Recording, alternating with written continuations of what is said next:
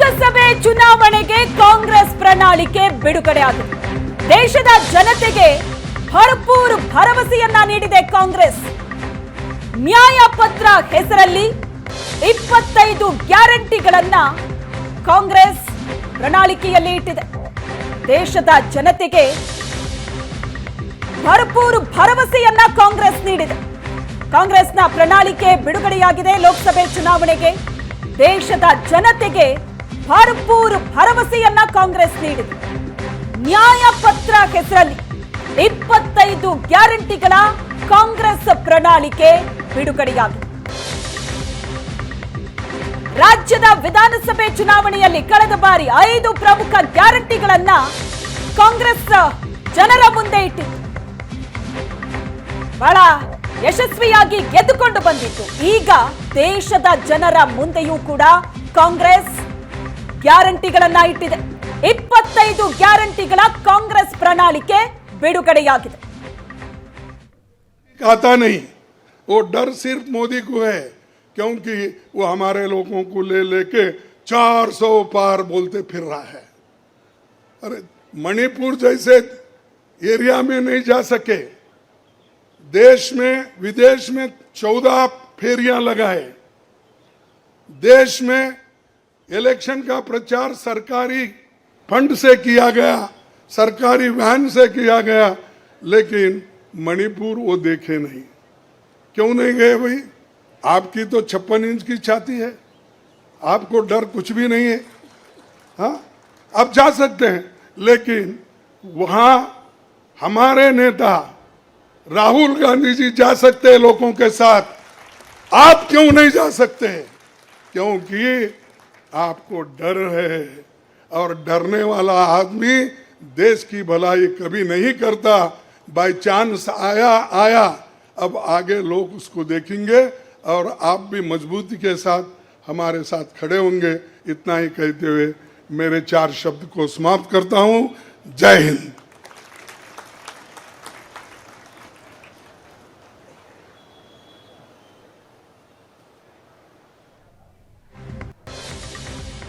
ಕಾಂಗ್ರೆಸ್ ಪ್ರಣಾಳಿಕೆ ಬಿಡುಗಡೆಯಾಗಿದೆ.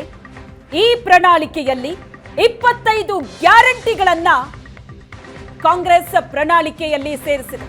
ದೇಶದ ಜನರಿಗೂ ಗ್ಯಾರಂಟಿ ಯೋಜನೆಯನ್ನ ಕಾಂಗ್ರೆಸ್ ಘೋಷಣೆ ಮಾಡಿದೆ.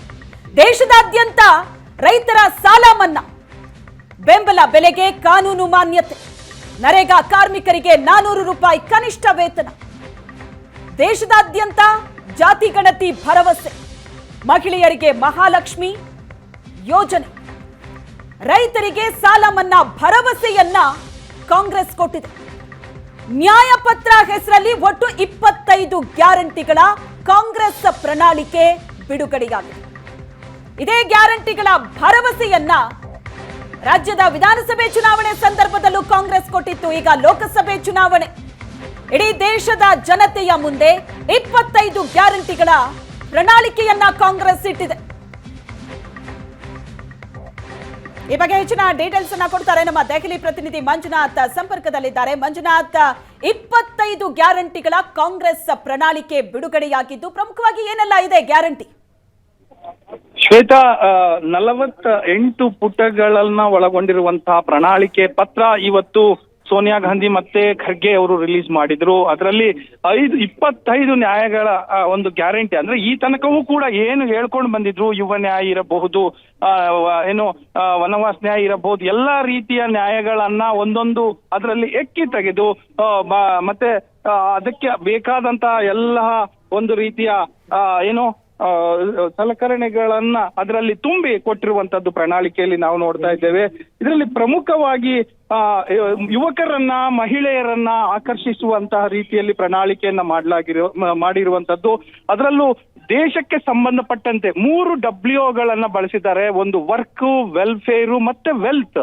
ಈ 3 WOಗಳು ಇದ್ರೆ ಒಂದು ದೇಶ ಸುರಕ್ಷಿತ ಮತ್ತೆ ಸುಭಿಕ್ಷವಾಗಿರುತ್ತೆ ಅನ್ನುವಂತ ಕಲ್ಪನೆಯಲ್ಲಿ ಮಾಡಿರುವಂತಹ ಪ್ರಣಾಳಿಕೆ ಇದು.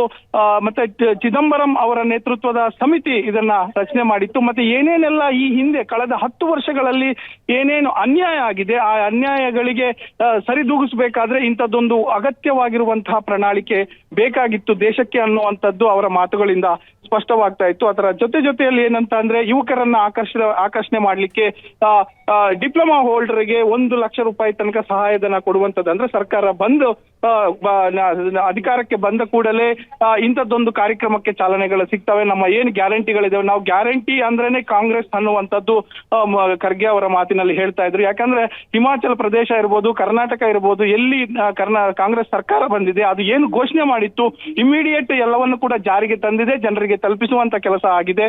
ಅದೇ ನಿಟ್ಟಿನಲ್ಲಿ ನಾವು ರಾಷ್ಟ್ರ ಮಟ್ಟದಲ್ಲೂ ಕೂಡ ನಾವು ಮಾಡ್ತಾ ಇದ್ದೇವೆ. ಅದರ ಜೊತೆಗೆ ಜಾತಿ ಗಣತಿ ಪ್ರಮುಖವಾಗಿ ಆಕರ್ಷಣೆ ಅಂದ್ರೆ ಅಧಿಕಾರಕ್ಕೆ ಬಂದ ಕೂಡಲೇ ಜಾತಿ ಗಣತಿಯನ್ನ ನಾವು ಮಾಡ್ತೇವೆ ಅನ್ನುವಂಥದ್ದು.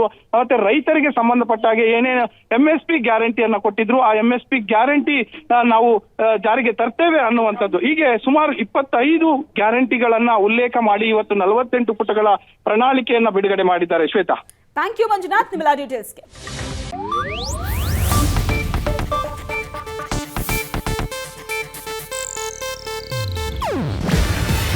ಇದು ಏಷ್ಯಾನೆಟ್ ನ್ಯೂಸ್ ನೆಟ್ವರ್ಕ್ ಪ್ರಸ್ತುತಿ. ನೀವು ನೋಡ್ತಿದ್ದೀರಾ ಏಷ್ಯಾನೆಟ್ ಸುವರ್ಣ ನ್ಯೂಸ್.